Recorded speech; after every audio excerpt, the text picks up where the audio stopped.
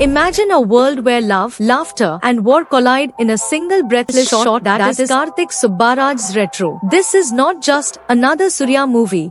It's an audacious experiment on screen. From the first frame, Retro grabs you with a vintage 60s backdrop, hip soundtrack, and one unbroken 17-minute wedding dance sequence that refuses to blink or cut. Buckle up, because we are diving deep into the direction, performances, screenplay, and the dizzying stylistic thrill ride of Retro. First, the director, Karthik Subbaraj, is a mad genius blending Tarantino-esque style with Kollywood masala. Retro's direction is bold and flamboyant. Subbaraj hurls us through multiple decades, 60s to 90s, with dazzling set pieces from smoky gangster hideouts to sun-drenched island temples. He loves long takes. The standout is a 15 to 17-minute single-shot sequence at Surya's wedding song. One camera, endless movement across a crowded hall. It's a jaw-dropping visual stunt that pays off. The pace can nosedive.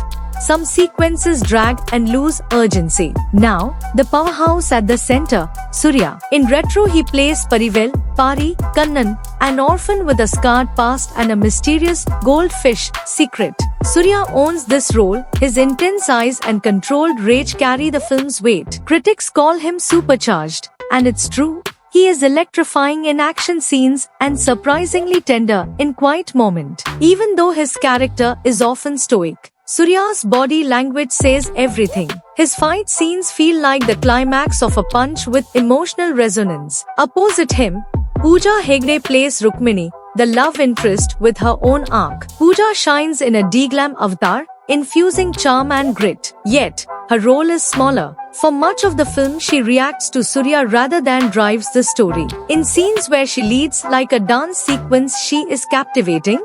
But emotional moments sometimes don't land as hard as intended. It's as if the script doesn't give her enough to do. In short, Surya carries this film on broad shoulders. His performance is unquestionably a strength. Pooja adds sparkle, but is somewhat underused. The villains and side characters add color, although sometimes they feel like caricatures. The performances match the film's intensity, bold, high energy, with occasional melodrama. The weaknesses of the screenplay are mostly about focus and pace. The plot meanders. Important beats share time without their cult sequences that sometimes feel detached. By the final act, you might be enthralled by the spectacle, but questioning emotional stakes. The narrative flow stutters. 1 minute you're grooving to a melodic song, the next engulfed in dark drama on an island. Reviewers note this tonally mismatched blending. Some viewers feel a bit lost, wanting more cohesion or emotional payoff. So, a creative, genre-mixing script that is engaging in pieces, but as a whole can test patience. As a movie analyzer, I see Retro as a dazzling experiment that mostly works. It may not satisfy everyone's hunger for a tight, heart-wrenching tale, but it delivers a singular cinematic experience. Fans of Karthik Subbaraj's signature style, a mix of pop culture, old-school nods, and bravado, will relish every frame.